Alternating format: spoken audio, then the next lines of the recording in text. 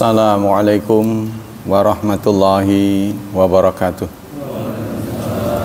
Innal hamdalillah nahmaduhu wa nasta'inuhu wa nastaghfiruh wa na'udzu billahi min syururi anfusina wa min sayyiati a'malina. May yahdihillahu fala mudhillalah wa may yudlil fala hadiyalah. Asyhadu an la ilaha illallah wa asyhadu anna Muhammadan abduhu wa rasuluh la nabiyya ba'dah. Allahumma salli wa sallim ala nabiyyina Muhammad sallallahu alaihi wasallam wa ala alihi wa sahbihi wa man sara ala nahji ila yaumiddin, amma ba'd. Kita masih membahas su'udzan. Belum tamat ini. Ayat-ayatnya sudah ya. Sekarang masih ada tersisa materi tentang aqwalus salaf, pendapat-pendapat ulama tentang su'udzan. Nah, ini senior-senior kita. Qala Ali bin Abi Thalib radhiyallahu anhu. Berkata Ali bin Abi Thalib radhiyallahu anhu, "Idza staula salah ala zaman wa alihi thumma asa rajulun bi rajul lam tadharu minhu khisyatun faqad zalama." Apabila kesalehan itu suatu saat tampak pada seseorang, kemudian asa rajulun bi rajul, ada yang nyangka. Jadi artinya ada orang melihat orang soleh melakukan sesuatu yang nggak pantas, ya. Kemudian dia nyangka, kemarin kan sudah disampaikan bahwa bisikan hati itu nggak bisa kita kendalikan, ya kan? Artinya hati kita bicara tuh nggak bisa dikendalikan sama kita. Kalau kita melihat sesuatu, wih, apa iya ya? Nah, begitu kan? Kita nggak bisa kendalikan kan? Tapi yang penting su'udzon itu tidak menjadi dosa kalau belum diucapkan terus dalam bentuk tindakan, perkataan dan tindakan. Kalau kita bersikap curiga, kan biasanya curiga tidak ditunjukkan dalam perbuatan dan perkataan, itu namanya waspada. Di tempat umum itu diutamakan waspada, ya. Anda tidak kenal suatu tempat, masjid saja, kita sering berkunjung ke masjid, tapi masjidnya Anda tidak familiar, aman gak ya? Ya lebih baik beranggapan tidak aman. Sebab nanti kalau kita menganggap aman, kemudian ada milik kita yang tercuri, kita mau nuduh siapa? Ya, contoh katakanlah sendal lah, bolak-balik ada yang protes, ditukar dengan yang jelek katanya, bawanya bagus. Wah, berarti ini pinter.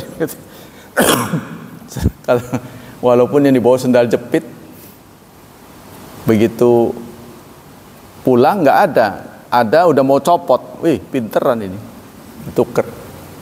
Nah, kita tetap harus begitu daripada kita menuduh. Tapi kalau kita tipe orang udahlah ikhlas lah. Kebetulan di rumah juga ada selosin buat peranti sedekah orang yang nggak punya itu kan, gitu, contohnya gitu. Ya, Anda berarti tipe orang yang nggak masalah, gitu kan. Cuma ya pulangnya ciaka aja gitu kan. Persoalannya kalau kita ngambil sendal orang, walaupun jelek, kan belum tentu yang nyolong itu. Sendal itu belum tentu milik orang yang ngambil sendal Anda. Siapa tahu orang lain. Waduh, ya kelangan. Kan sama dengan helm. Sendal sama dengan helm, biar jelek juga itu kan, kalau nggak ada kan bingung kita, ya kan? Helm kita udah jelek, tapi kalau hilang mah ya bingung juga itu kan. Nah itu ya, jadi kita harus bersikap hati-hati. Termasuk diri kita ya, ku anfusakum. Sebenarnya itu ada upaya yang bagus ya dari puskesmas. Nah, saya kan pernah ngomong tuh, kenapa kita dekat dengan rumah sakit kok seakan-akan tidak ada kontribusi. Nah, dia sudah tunjukkan, sudah memberikan saran-saran kesehatan ya kepada tapi yang di puskesmas itu belum tentu ahlinya, bukan dokter spesialis, jadi dokter umum ya patut didengar juga. Kalau kita menderita sesuatu harus kepada ahlinya.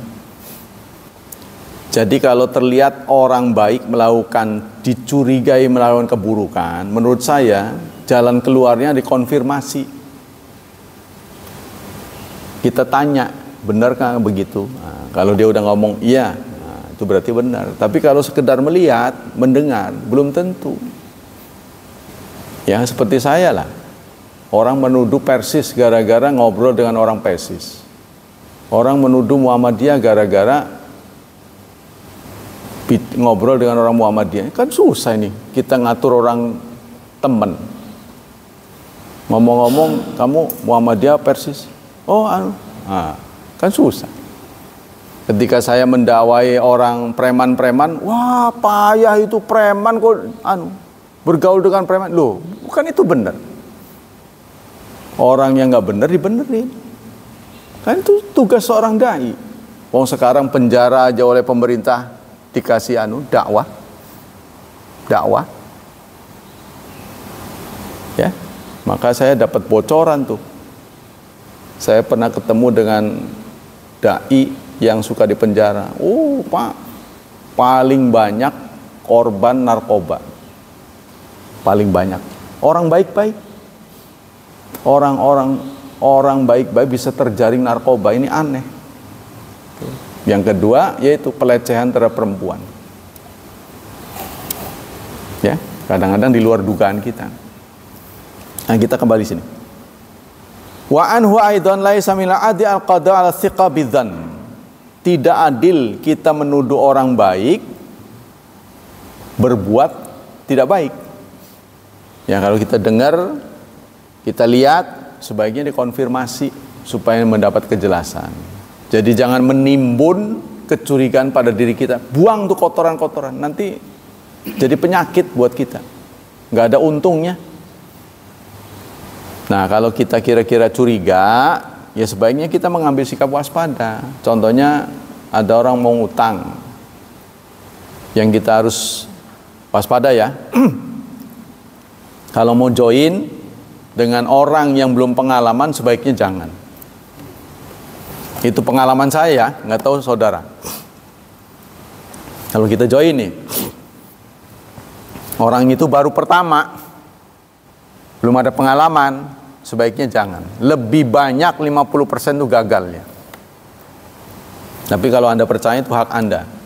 Itu pengalaman saya. Wong yang sudah pengalamannya gagal. Wa qala Ibnu Abbas, innallaha qad harramal mu'minin minal mu'min damu wa maluhu arduhu. Kata Ibnu Abbas, Allah telah mengharamkan kepada mukmin terhadap mukmin lain, sesama mukmin, 3: darah, harta, dan kehormatan. Saya pikir ini pesan terakhir Rasulullah ya. Pidato politik Rasulullah terakhir di Padang Arafah mengingatkan kita, saudara-saudara, dia bilang, mungkin ini pidato terakhir yang bisa saya suarakan di tempat ini. Orang sudah pada sedih tuh, karena omongan Rasulullah tidak pernah meleset. Wah, kalau begitu Rasulullah udah nggak lama lagi. Ya memang itu. Kan itu bulan 12 Zulhijjah. Bulan 3 di bulan kelahiran beliau, yaitu Rabiul Awal, wafat. 3 bulan setelah bicara. Jadi beliau sendiri ya sebagai nabi mah pol lah udah. Ya, informasi mau udah puncak, sampai pun terhadap kematian beliau sendiri beliau tahu. Ya, pasnya mah mungkin nggak tahu, tapi kira-kiranya udah tahu. Kita juga mungkin kira-kira udah tahu ya. Nggak mungkin 100 tahun. Tinggal dikurangnya aja bro. Nggak jauh dari situ dah. Kalau Anda gini sih, patokannya begini. Kalau stamina Anda sudah merosot, seperti diakui oleh Ustaz Abdul Somad, waduh sekarang saya kerasa bener memori saya berkurang. Nah itu udah tanda. Ya. Nah, kita bisa ditandai program-programnya sudah tidak ada. Contohnya Anda punya anak, sudah. Nambah lagi enggak. Istri enggak. Berarti udah selesai. Ya saya mikirin saya juga. Anak udah gede, udah keluar semua. Ya, apa yang belum? Haji sudah, cuma perangan yang belum.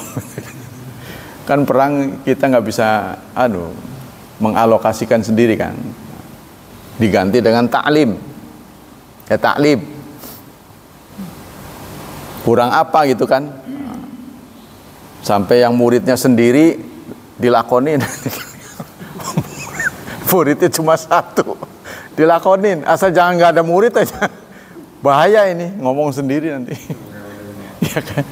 Yang muridnya satu dilakonin, yang jauh dilakonin, yang deket lakonin. Tuh. Nah itu berarti program-programnya udah selesai. Kalau kita sudah begitu, udah tanda-tanda alam juga sudah kelihatan. Ya matanya sudah pakai alat, tuh. Ya, pokoknya udah berkurang lah kalau Anda sudah terganggu kesehatan itu sudah tanda. Walaupun itu tidak harus tapi itu sudah tanda. Karena jelas kita tidak abadi. Iya itu istilahnya. Makanya kita harus siap-siap. Maka meter-meter semua itu bagian dari ku anfusakum, jaga diri. Jadi dunia perustadan banyak yang lalai, banyak yang kerja. Ustadz kan banyak duduk-duduk aja. Kalau dikasih makan manis mulu, pantesan kena kue manis lagi, ini manis lagi, di mana-mana manis. Maka Rasulullah pernah mengatakan dunia itu lahulwatun, dunia itu manisan. Kalau kau ambil terlalu banyak, sakit kamu. Nah, begitu kata pesan. Waduh, berarti Rasul sudah ngingetin. Jadi bukan nggak boleh, boleh. Cuma jangan banyak-banyak. Ukurannya tadi, kalau Anda pakai glukometer, bisa dibonak di situ tuh. Ya, di apotek 15.000 sekali periksa. Kurangnya aja 80. Kalau ketemunya 110 berarti gula Anda 30%. Masih bagus. Apalagi kalau namanya gula darah sewaktu ya. Pokoknya masih segitu aja. Ukurannya kurangi 80. Ketemunya tuh.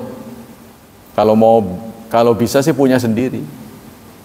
Periksa sendiri. Saya seminggu 2 kali periksa. Karena ada temen satu profesi, suatu saat ada gratis lah, dari puskesmas ke pesantren, diperiksalah dia, gula darahnya 300 lebih. Bapak harus langsung ke rumah sakit. Kenapa? Nggak kerasa itu. Nggak kerasa, ini persoalannya nggak kerasa ini, karena gitu sinyalnya udah lemah ya. Sama dengan Anda inilah, kurang lebihnya begini. Tekanan angin di ban mobil, bisa nebak nggak? Kelihatannya kempes, ternyata enggak. Kelihatannya melendung, kempes. Itu harus ada alatnya, baru bisa. Tanpa alat kita nggak bisa. Nah, sama dengan itu. Apalagi tubuh kita, karena kita sensitivitasnya ini udah menurun, sensor sudah kurang. Nah itu kita harus periksa.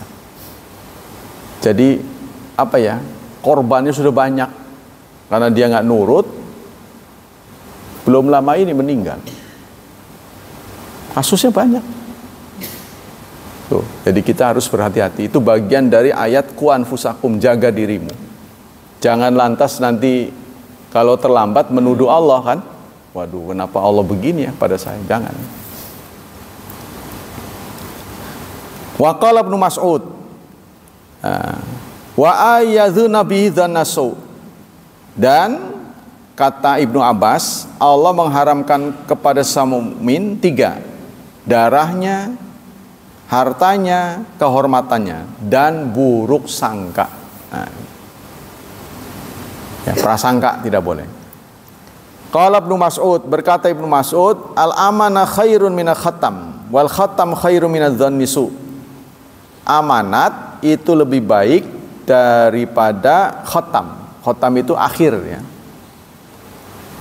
Khatam lebih baik daripada dzunnusu, buruk sangka. Saya nggak tahu mana khatam ini apa di sini. Kalau khatam mananya itu buruk apa? Akhir atau menjudge orang. Amanat lebih baik daripada menjudge orang. Lebih baik kita jalankan amanat daripada harus menuduh orang. Qala Salman Farisi, berkata Salman Farisi, inni la'addu gharafa qadri makhafatadzan. Saya menyadari takdir.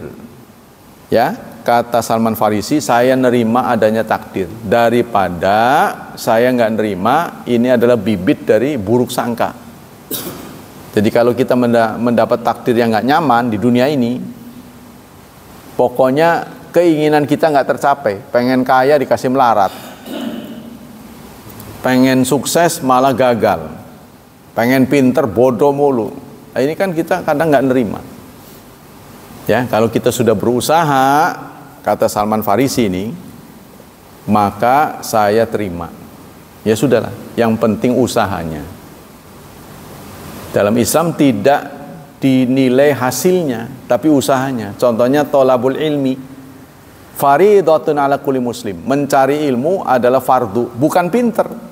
Jadi Rasulullah tidak mengatakan pinter adalah wajib. Enggak ngomong begitu. Tapi Rasulullah usahanya, ya, belajar adalah wajib. Nah, orang belajar pinter, ada orang belajar nggak pinter-pinter, ya tetap aja sama dengan orang ngaji.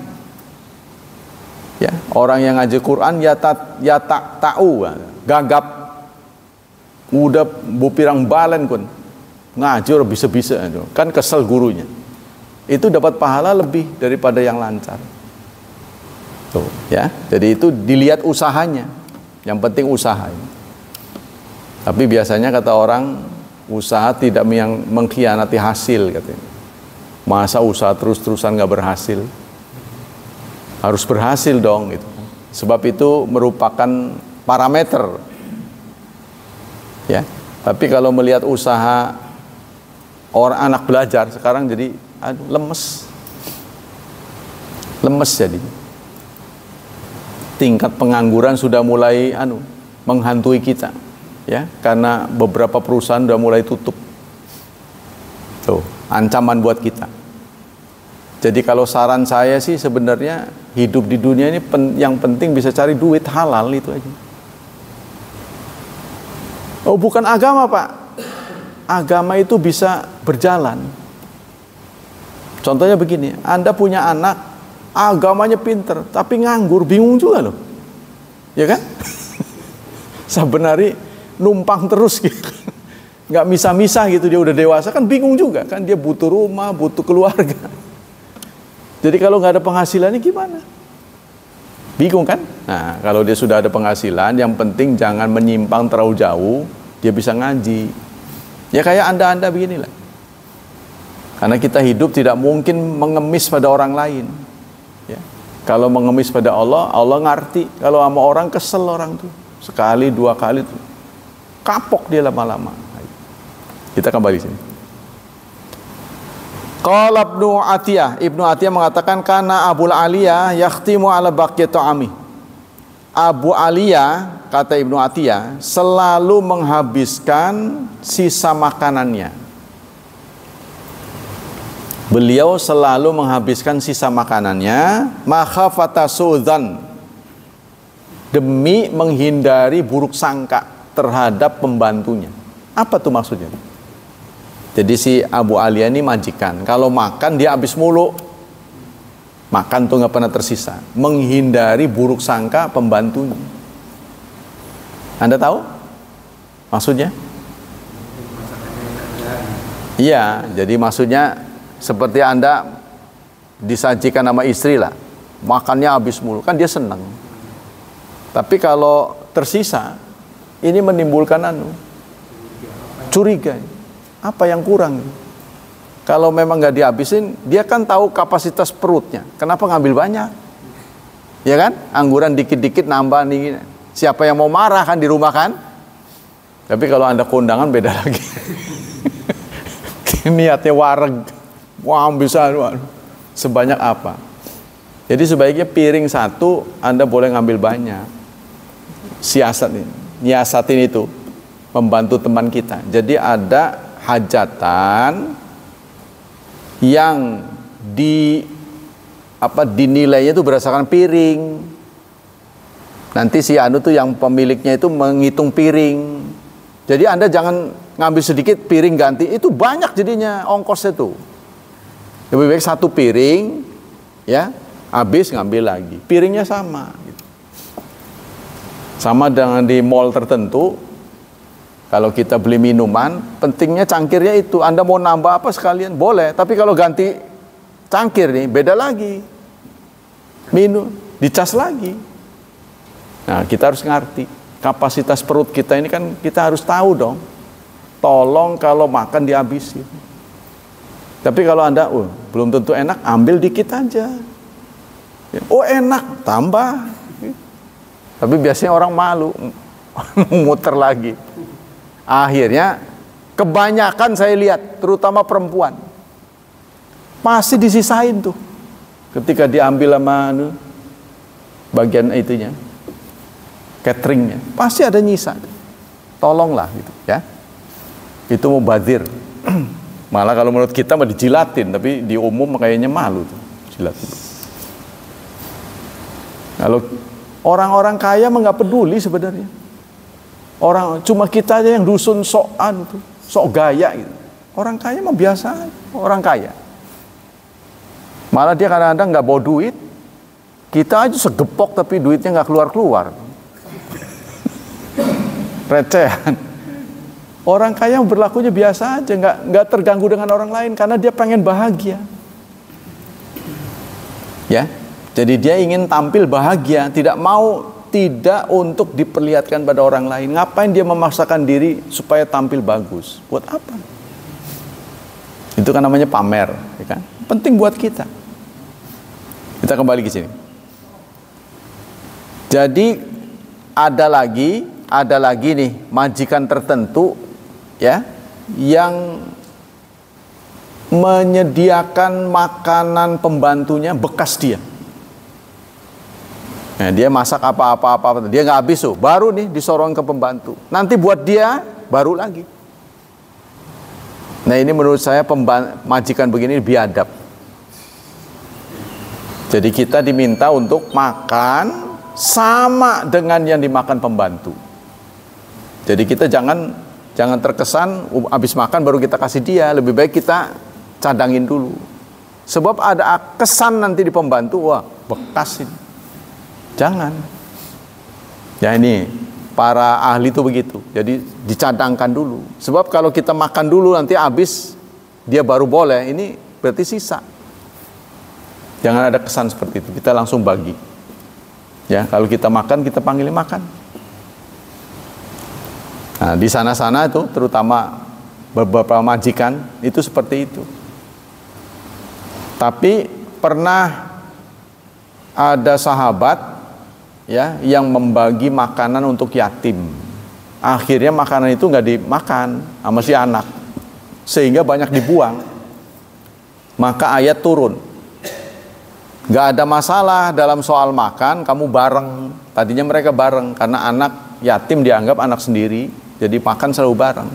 Tapi setelah turun ayat wala taqulu amwalal yatama, jangan makan harta yatim, mereka pisahin. Tuh, oleh sahabat. Ketika dipisahin, makan itu nggak habis, buang gitu. Si anak ini kan susah diatur. Ya akhirnya turun lagi ayat, nggak ada masalah soal makan mah. Ya hidup sehari-hari kamu bareng aja, nggak usah terlalu eksak gitu pembagiannya.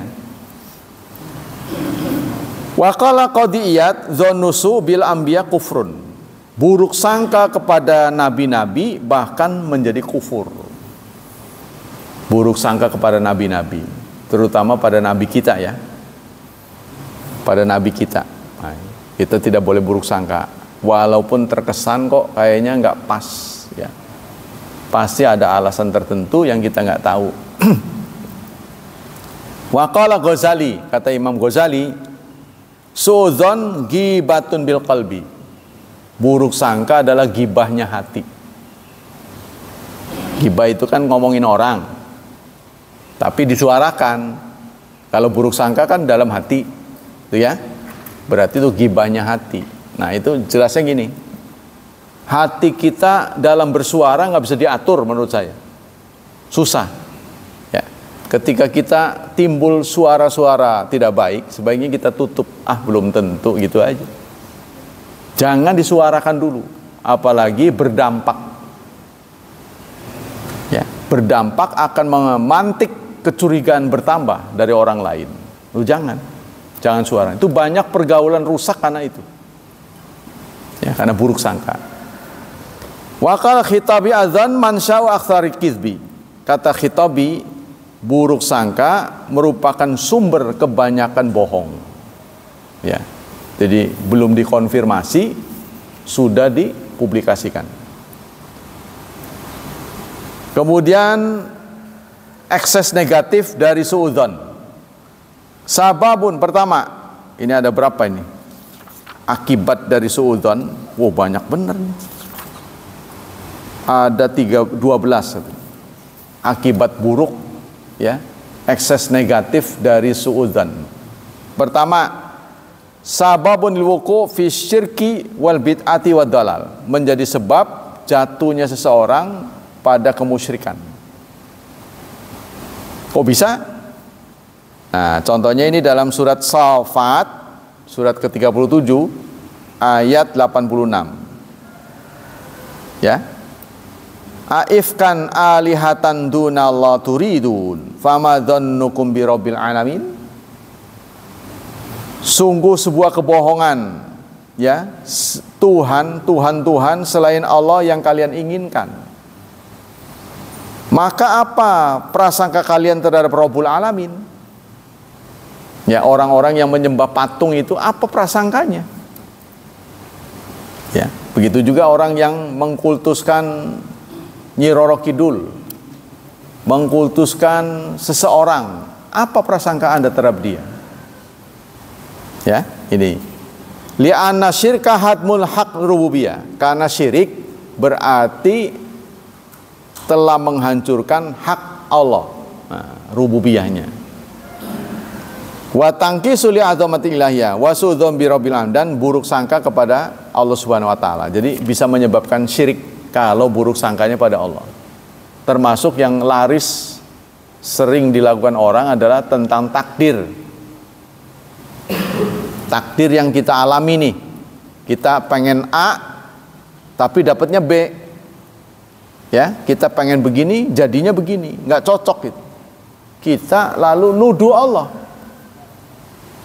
Maka itu zikir pertama setelah istighfar, setelah ba'da sholat ini, setelah astagfirullah, kan subhanallah, subhanallah.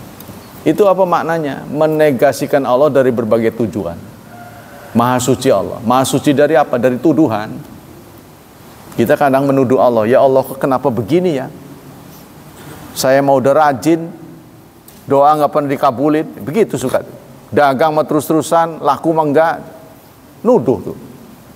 Padahal Allah adalah maha kaya. Engkau maha kaya, mana kekayaanmu? Kita menuduh. Ada yang begitu terus terang di depan saya, sama-sama dagang, dia sepi, saya sepi. Allah tahu nggak kita sepi nih? Kata dia itu, membuka pembicaraan. Allah tahu nggak kita muslim? Allah tahu nggak saya rajin sholat? Kenapa dibikin sepi? Ya nggak tahu, saya bilang. Tanya aja sendiri. Setan ini. Ya, membisiki saya. Lama-lama gua tinggalin juga nih. Sampai gitu. Kesel. Itu namanya menuduh. Pasti ada error. Kalau Anda teliti pasti ada kesalahan yang Anda lakukan sehingga tidak berhasil. Pasti. Ya, buktinya orang yang berhasil nyaman-nyaman aja tuh. Ya kan? Dia senyum-senyum berhasil. Karena kita kurang ngerti di bab apanya. Kita nggak pernah tahu. Tuh, pertama ya. Yang kedua, inna sifatul kullu mubtil wa mubtadi'. Buruk sangka itu adalah sifat yang lekat dengan orang yang berbuat batil. Orang yang pendosa itu lekat dengan suudzon. Katanya gitu ya. Nah, ini dalam surat Fussilat, surat 41 ayat 23 Allah menyampaikan, wa dzalikum dzannukum, itu adalah prasangkamu, alladzi dzanantum bi rabbikum, yang telah engkau sangkakan kepada Tuhanmu, ardakum, dan itu menjatuhkan kalian. Kalau kita buruk sangka pada Allah, yang rugi kalian sendiri. Fa asbahtum minal khasirin, maka kalian menjadi orang yang rugi. Jadi kalau kita buruk sangka pada Allah, padahal Allah sudah sedemikian sayangnya pada kita, orang yang sangka tetap diburuk sangkain, itu udah keterlaluan. Ya, contohnya kita menuduh orang tua kita nggak becus. Kurang apa orang tua? Kalau orang tua salah, memang pengetahuannya terbatas, ya kan? Kenapa orang tua saya nggak ngajarin agama sama saya, contohnya? Nuduh gitu. Ya dia nggak ngerti. Orang tua itu udah berusaha memberikan yang terbaik buat kita, tapi kalau dia nggak ngerti, ya nggak ketemu. Jangan nuduh, itu udah upaya yang maksimal. Ya, kadang-kadang kita begitu, nggak nerima keadaan. Nah, ini merugikan kita sendiri. Yang ketiga, sababun fistiqaqil la'natil ghadabi, akan mendapatkan laknat dan kemurkaan Allah. Nah, ini tipe orang yang tidak bersyukur. Ya. Allah menyatakan ini dalam surat 48 ayat 6, surat Al-Fat. Wa yu'adzibal munafiqina wal munafiqat, Allah akan mengazab orang munafikin dan munafiqat, laki-laki dan perempuan. Wal musyrikina wal musyrikat, yang musyrik laki-laki dan perempuan. Siapa mereka semua ini? Adzonin, yaitu orang yang dzon, ya, orang yang buruk sangka, billahi dzannasau, dengan sangkaan yang buruk. Alaihim dairatus sau, keburukan itu akan kembali pada mereka. Kalau dia nuduh Allah buruk, nanti keburukan itu akan, ya, akan kembali pada dirinya, mental. Wa ghadiballahu alaihim, dan Allah akan murka. Wala'anahum, dan Allah akan melaknat mereka. Wa a'addalahum jahannam, dan Allah akan memasukkannya ke jahannam. Tuh ya. Jadi nanti akan ada riwayat Rasulullah patroli di jahannam secara periodik. Rasulullah setelah udah beres semua ke surga, semua ke neraka, sudah hisab mizan, udah rengsek, Rasulullah masih patroli secara berkala di neraka, ya, untuk mendapat kejelasan ada umatnya tidak yang tertinggal. Karena dijamin berdasarkan surat 6 ayat 81, semua yang muslim akan masuk surga, cuma temponya ini. Maka terdengar rintihan, ya, sudah lemah suaranya, la ilaha illallah. Nah, itu. Tolong, di mana tuh suara berasal? Tuh digeledah tuh, bongkar. Nah, terdapatlah suara itu berasal dari sesosok orang yang susah dikenali, karena udah gosong semuanya, udah areng, udah nggak tahu di tingkat berapa tuh, gosong semuanya, udah nggak bisa dikenalin. Tapi dia mengucapkan la ilaha illallah. Apa kebaikanmu? Nggak ada, kata dia. Dia sendiri ngaku nggak ada kebaikan. Saya dari dulu jahat mulu. Ya udah nanti masuk surga. Nggak usah, saya pantas di sini. Nah, pengakuan itu justru itu kebaikan. Pengakuan sadar gitu. Rumase, kata orang sini. Kan kebanyakan orang bersalah nggak rumasa, itu yang bikin meningkat tuh, ya kan? Bikin meningkat parah itu, memperparah itu, udah salah nggak ngaku. Nah, coba dimanapun akan diperberat sidang. Anda nggak ngaku salah? Enggak. Oh, tambah berat. Tapi kalau ngaku, itu ada pasal-pasal yang meringankan. Jadi hukumannya pun ringan. Begitu juga di akhirat. Tuh ya, ternyata dia sendiri nggak mengaku saya orang baik. Saya memang pantas di sini. Hukuman Allah adil buat saya. Akhirnya dia angkat. Ya, direndam dulu di Nahrul Hayat, di telaga. Nah, begitu keluar udah clean, kinclong, masuk ke surga. Tapi kapan-kapannya ini yang nggak tahu. Tempo, karena tempo di sana dengan tempo di sini berbeda, ya. Waktu kita ini 24 jam ini kan karena perputaran bumi, planet bumi kan. Dari planet satu ke planet lain katanya beda-beda tuh. Jupiter beda lagi. Satu kali putarannya itu bukan 24 jam, nggak tahu berapa jam. Lebih lagi. Apalagi yang Pluto sana. Itu baru di planet-planet tuh. Lah di akhirat gimana? Waduh, nggak tahu. Katanya wa inna yauman inda rabbika ka alfi sanatin mimma ta'udun. Satu hari menurut di sisi Allah seperti 1000 tahun. Satu putaran. Kita nggak tahu lah. Mudah-mudahan selamat aja. Nah, kita lanjutkan. Yang keempat, yurisul insan akhlaqas sayyi'ah. Kalau kita tipe orang yang mudah buruk sangka, maka pergaulan itu akan rusak. Maksudnya kalau bahasa saya itu begini, purikan. Anda pengen punya teman tapi tipe orang purikan. Mudah mudah tersinggung gitu. Beda dikit tersinggung, itu bakalnya nggak punya teman tuh, habis temennya.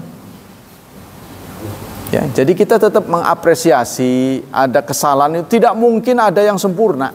Teman itu nggak ada yang sempurna. Jadi kalau Anda pengen bergaul menemukan teman yang sempurna, nggak pernah punya teman. Itu aja. Sebab Anda sendiri tidak sempurna. Contohnya kita diminta oleh Rasulullah mencari jodoh 4 unsur. Li jamaliha, yang cantik, sing ayu. Yang kedua, ya, li hasabiha, keturunannya berdarah biru. Periksa di cos pakai jarum. Merah. Oh, bukan. Cari yang biru nggak ketemu. Semua darahnya merah. Ya. Yang ketiga, lima liha, karena hartanya. Ya. Yang keempat, lidiniha, karena agamanya. Tapi anehnya Rasulullah mengakhiri hadis ini dengan fadfar bidzatiddin taribat yadaka. Ini yang masih menjadi misterius, taribat yadaka. Maka berbahagialah orang yang bisa mendapatkan istri karena agamanya. Akibatnya taribat yadaka, maka akan berdebu tanganmu. Apa nggak kebalik gitu? Berdebu ini kan nuansanya tidak baik. Nah, ini yang masih menjadi multitafsir. Saya baca-baca ulama mengartikan berdebu kedua tanganmu. Jadi kalau kamu berhasil menikahi pasangan yang beragama, maka akan berdebu tanganmu. Apa maksudnya ini? Nah, ada yang mengatakan terbalik ini. Oh, nggak boleh nuduh Rasulullah terbalik, nggak mungkin salah, ya kan? Yang terbalik Anda gitu kan.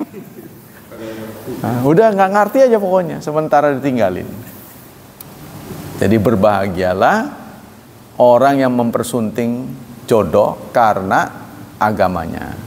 Tapi hadis ini bukan melarang kita mencari yang cakep, bukan. Boleh, itu adalah artinya sasaran orang mencari jodoh. Boleh kita cari yang cakep, sebab pasangannya dipakai untuk seumur hidup. Ya. Kalau dilihat pertama doang cakep, lama-lama kok luntur, rugi juga ini. Ya kan? Makanya sebut bulan madu hanya sebulan.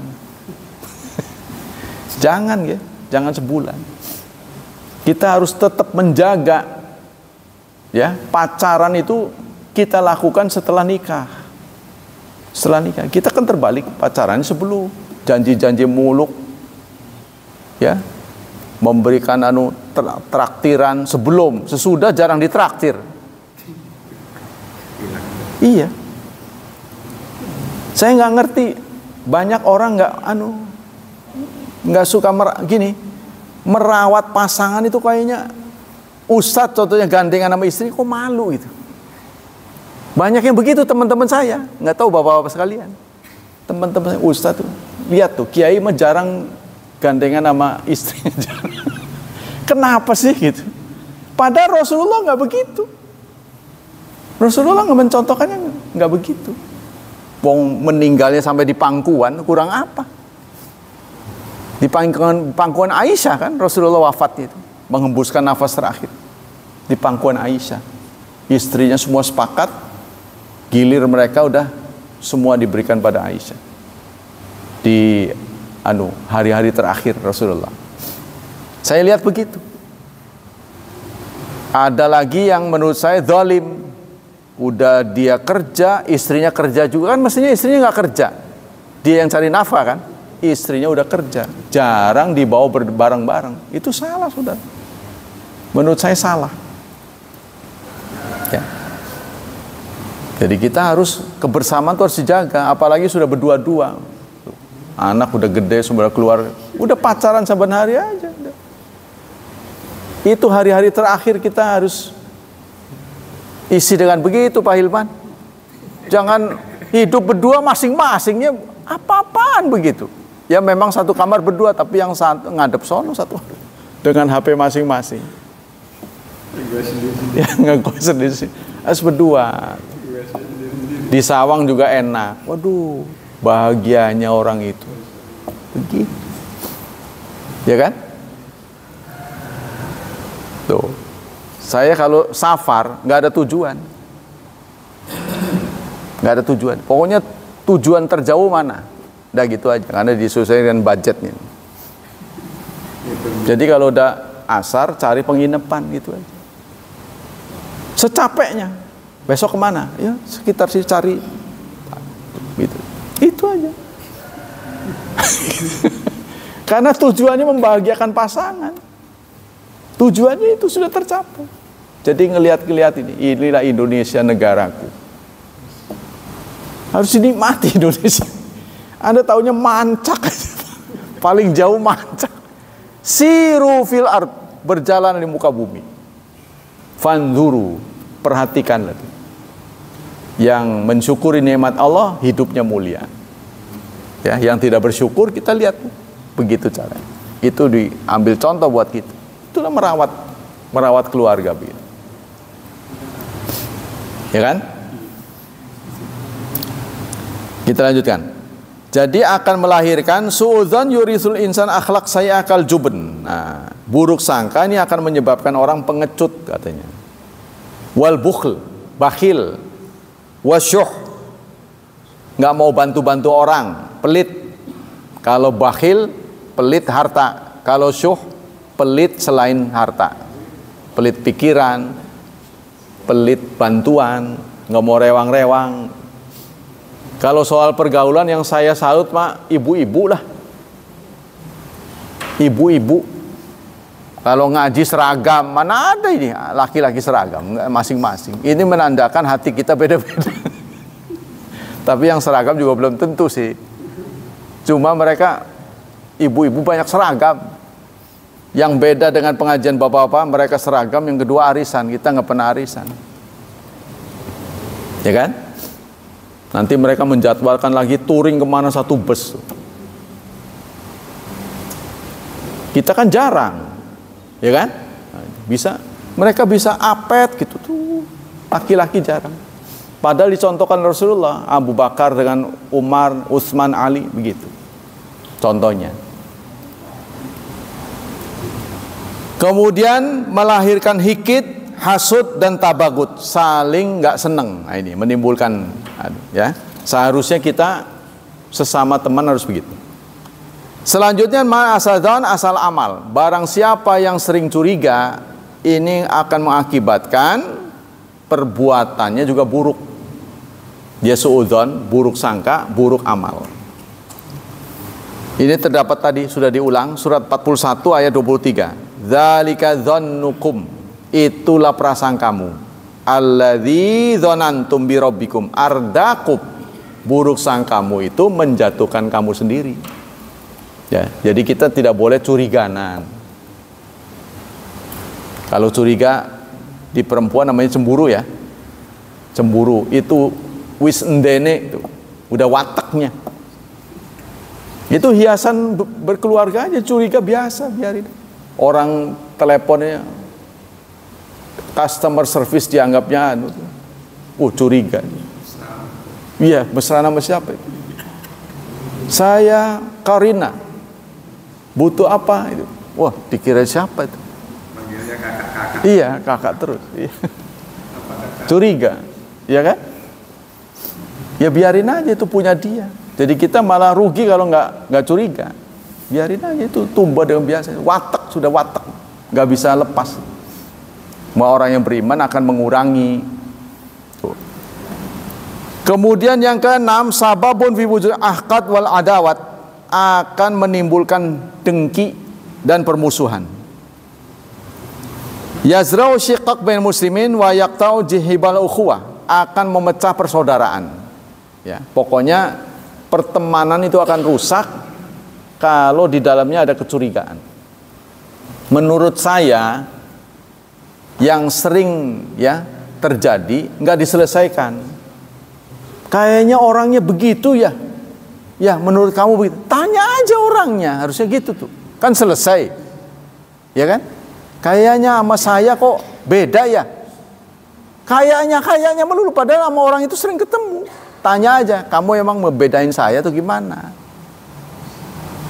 Ya. Oh enggak, saya karena begini. Oh, dia kita konfirmasi. Selama kita tidak konfirmasi, ini akan terus kita dalam ketergantungan. Iya apa enggak gitu. Kita konfirmasi, bener tak Bapak memperlakukan saya beda dengan orang itu. Kenapa tuh? Ya, contohnya Abu Hurairah kan? Abu Hurairah lapar, tiba-tiba ada bantuan susu, malah suruh bagi. Kan itu kan menimbulkan curiga. Apa nggak ngerti ya saya lapar? Kalau boleh ada cermin, kayaknya muka saya udah pucat nih. Kan dulu belum ada cermin tuh. Kalau boleh ngaca ini kayaknya udah pucat sih kelihatannya. Apa nggak ngerti ya Rasulullah? Udah dibagi, tersisa satu cangkir. Rasulullah, nih, udah semua, udah. Berarti sisanya kamu dan aku ya, kata Rasulullah. Abu Hurairah, tahu nggak kenapa saya suruh kamu membagikan minum ke teman-teman? Kamu nggak duluan, kenapa? Karena saya tahu kamu bermental baja. Buku tadi begitu ngebatin, kata dia. Saya tahu kamu bermental baja, di apa-apain diem aja. Buku dia ngegrundeng tadi, ya kan? Ini artinya Rasulullah tidak ada buruk sangka pada temennya. Tuh, contoh dari Rasulullah. Ya, kalau saya minum, kamu nggak minum. Kalau kamu minum, saya nggak minum. Udah kamu aja, saya mah tahan. Tuh, Rasulullah sendiri nggak minum. Sampai begitu pertemanan Rasulullah. Demikianlah hadirin, waktu kita habis. Semoga Allah Subhanahu wa taala menjaga dan melindungi kita ya, dengan terus meningkatkan akhlak yang baik dari syubhat dan syahwat, dan semoga Allah berkenan mentakdirkan anak-anak kita menjadi anak yang saleh, memberkahi mereka, memudahkan hidup mereka. Subhanakallah wa bihamdika asyhadu alla ilaha illa anta astaghfiruka wa atubu ilaik. Wassalamualaikum warahmatullahi wabarakatuh.